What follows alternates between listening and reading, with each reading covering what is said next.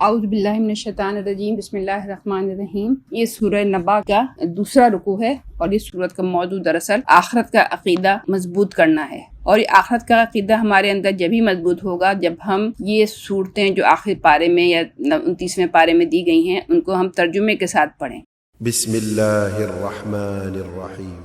ان للمتقین مفازا حدائق واعنابا وكواعب اترابا وكأسا دهاقا۔ یقیناً متقیوں کے لیے کامرانی کا ایک مقام ہے، باغ اور انگور اور نوخیز ہمسن لڑکیاں اور چھلکتے ہوئے جام۔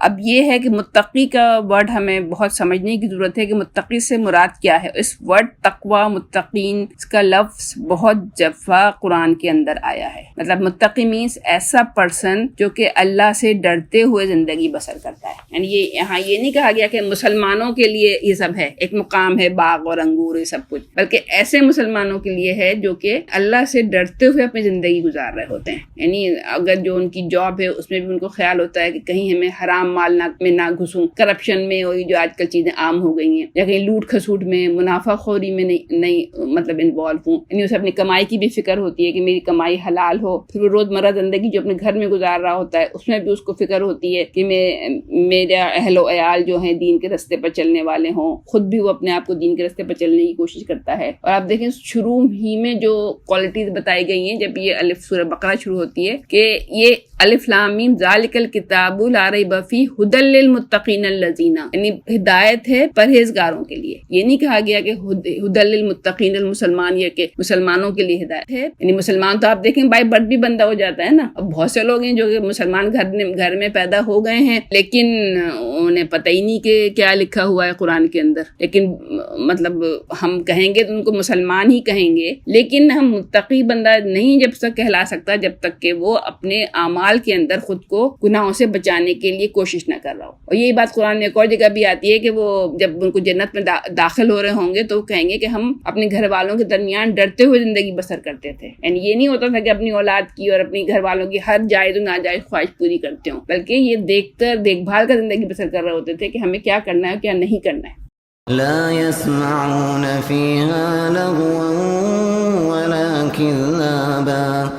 وہاں کوئی لغو اور جھوٹی بات وہ نہ سنیں گے۔ اب دیکھیں جنت کی نعمتوں میں سے ایک نعمت یہ بھی ہے کہ وہاں پر کوئی جھوٹی اور لغویات نہیں سنیں گے۔ آج کل تو ہم دیکھیں نا کہ جھوٹ تو خیر ہوئی گئی، لغویات بھی کتنی ہو گئی ہے۔ آج آپ کسی شادی کی محفل میں جا کے بیٹھیں، یا ابھی تو خیر کورونا ہو گیا ہے اس لیے جناب کم ہو گئی یہ بات، ورنہ آپ شادی کی محفل میں جا کے بیٹھیں تو ایسے دھواں دار طریقے سے اس میں میوزک چل رہا ہوتا ہے، جبکہ واضح طور پہ ہے کہ اسلام میں کہ موسیقی حرام، رسول اللہ نے موسیقی کو حرام قرار دیا ہے۔ اب چاہے وہ ہم گانوں کی صورت میں گانوں کے ساتھ ملا کر سن رہے ہوں، چاہے نعتوں کے ساتھ سن رہے ہوں، بہرحال موسیقی کا ہمارے کانوں میں جانا ایک گناہ ہی کی وہ بات ہے نا۔ تو قیامت کے دن یہ سب باتیں اور اس کے علاوہ بھی جو باتیں ہوتی ہیں، جھوٹ، چغلی، غیبت، بہتان، یہ سب باتیں، یہ سب کچھ قیامت میں کچھ نہیں ہوگا۔ یعنی تمام مومنین کا دل ایک دوسرے سے صاف ہوگا، کینے سے صاف ہوگا۔ جزاء من ربك عطاء حسابا رب السماوات والأرض وما بينهما الرحمن لا يملكون منه خطابا۔ جزا اور کافی انعام تمہارے رب کی طرف سے، اس نہایت مہربان خدا کی طرف سے جو زمین اور آسمانوں کا اور ان کے درمیان کی ہر چیز کا مالک ہے، جس کے سامنے کسی کو بولنے کا یارہ نہیں۔ اس وقت قیامت کے دن اللہ کے سامنے کوئی نہیں بول سکے گا۔ جیسے اگلی آیت جو آ رہی ہے نا، جیسے ہم مسلمان بہت یہ سمجھتے ہیں کہ اللہ تعالیٰ کی اس وقت ہیبت ایسی ہوگی کہ کوئی نہیں اللہ سامنے بول سکے گا۔ اچھا، اب ایک ہم مسلمانوں کا بڑا یہ عقیدہ ہے کہ ہم کچھ بھی گناہ کر لیں، ہیں تو نبی کی امت، تو نبی ہمیں بچا لے جائیں گے، ہماری سفارش کر جائیں گے۔ جیسے کہ وہ عیسائی رکھتے ہیں نا یہ عقیدہ کہ حضرت عیسیٰ صلیب پہ چڑھ کے ہمارے گناہ بخشوا لے گئے، جبکہ ایسا نہیں ہے۔ آپ دیکھیں اگلی آیت کیا ہے، يوم يقوم الروح والملائكة صفا لا يتكلمون إلا من أذن له الرحمن وقال صوابا۔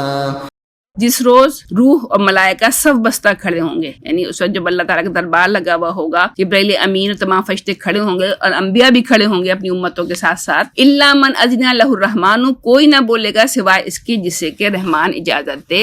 دو باتیں ضروری ہوں گی، ایک تو پرمیشن ہونی چاہیے اللہ تعالیٰ کی، یعنی ہمارے نبی بھی اسی وقت سفارش کر سکیں گے اگر تو اللہ تعالیٰ کسی شخص کے بارے میں سمجھے گا کہ ہاں اس کی سفارش کی جا سکتی ہے۔ اور دوسری کیا بات ہے، وقال ثوابا، اور جو ٹھیک بات کہے، یعنی کسی ایسے بندے کے بارے میں شفاعت ہو رہی ہو جو کہ اس بات کا حقدار ہو کہ اس کی شفاعت کی جائے۔ جیسے ہم دیکھتے ہیں نا کہ ایک بچہ جیسے ایگزام دیتا ہے، اگر وہ بہت کوشش کرتا ہے لیکن تھوڑے بہت 2-4 نمبر اس کے پاس ہونے میں کمی رہ جاتی ہے تو ایگزامنر سوچتا ہے، مطلب اس کی سفارش کی جاتی ہے، اس کو تھوڑا سا بڑھا کے نمبر پاس بھی کر دیا جا سکتا ہے۔ لیکن یہ جو بات ہے کہ بس گناہ کر لیں اطمینان سے، ہم ہیں تو نبی کی امت تو بخش لیے جائیں گے، تو یہ ہمارا عقیدہ کہیں ہمیں لے نہ ڈوبے نا، کیونکہ آپ دیکھیں جو ہم آیت الکرسی پڑھتے ہیں اس میں بھی یہ والی بات آتی ہے نا، یہ جو ہم کہتے ہیں نا من ذا الذی یشفع عندہ الا باذنہ، کون ہے جو اس کی جناب میں اس کی اجازت کے بغیر سفارش کرے۔ تو ان آیات پر آپ ضرور سوچئے گا کہ یہ بیٹھ کر بے عملی کی راہ اختیار کرنا کہ ہم تو بخشتی دیے جائیں گے، ہم کچھ کریں نہ کریں، تو یہ خود ہی اپنے آپ کو ہم نقصان پہنچانے والے ہیں۔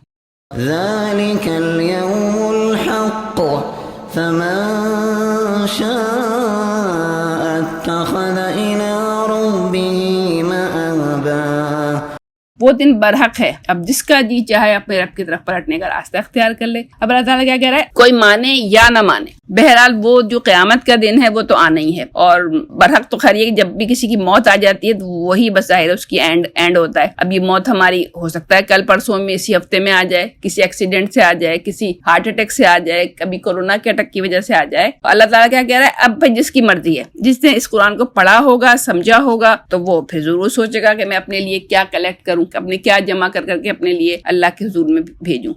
إنا أنذرناكم عذابا قريبا يوم ينظر المرء ما قدمت يداه ويقول الكافر يا ليتني كنت ترابا۔ ہم نے تم لوگوں کو اس عذاب سے ڈرا دیا ہے جو قریب آ لگا ہے۔ قریب آ لگا ہے کیا مطلب؟ موت تو ہم میں سے ہر ایک کے ساتھ ساتھ ہی سفر کر رہی ہے نا۔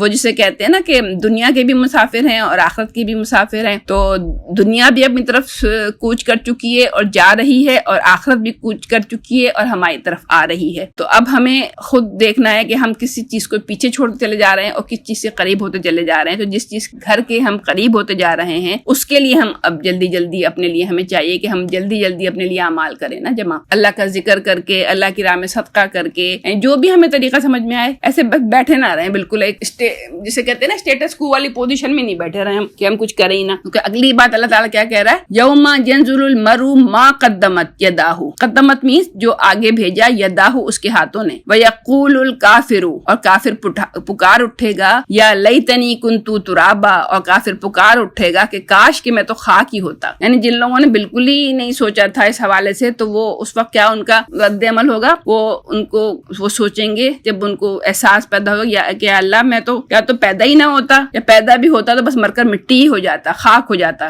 کیونکہ جیسے ہم دیکھتے ہیں نا بظاہر جب ایک انسان کے جسم سے روح نکل جاتی ہے تو وہ تو ہمیں بے حس و حرکت نظر آتا ہے نا، اور یہ بھی ہم جانتے ہیں کہ جب ہم دفن کر دیتے ہیں اس کو تو وہ ساری ہماری جو جسم ہے، ہمارے اعضاء ہیں، ہمارے آرگنس ہیں، ہمارے بونس ہیں، سب کچھ عرصے کے بعد مٹی میں مل جاتے ہیں۔ تو اس وقت وہ چاہے گا کہ کاش یہ سب کچھ حساب کتاب ہی جب بھی ہو رہا ہے، میں اٹھ کے کھڑا ہو گیا ہوں، اللہ پوچھا جا رہا ہے مجھ سے، یہ سب کچھ ہوتا ہی نہ میرے ساتھ، میں اسی وقت ختم ہو گیا ہوتا۔ تو تبھی یہ بہت اہم ہے ہم سب کے لیے کہ ہم اس قرآن کو سمجھ کر خود بھی پڑھیں اور لوگوں کو بھی موٹیویٹ کریں کہ ہم اس قرآن کو سمجھ کر پڑھیں۔ اور بہت اچھا ہوگا کہ اگر ہم پہلے ان آخری سپارے کی صورتوں کو ہم ترجمے سے پڑھیں۔ صدق اللہ العظیم۔